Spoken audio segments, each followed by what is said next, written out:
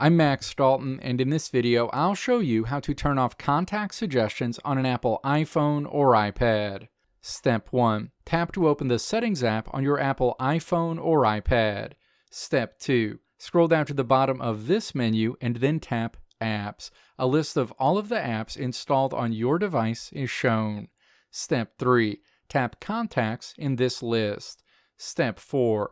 Navigate to the Allow Contacts to Access section and then tap Apple Intelligence and Siri.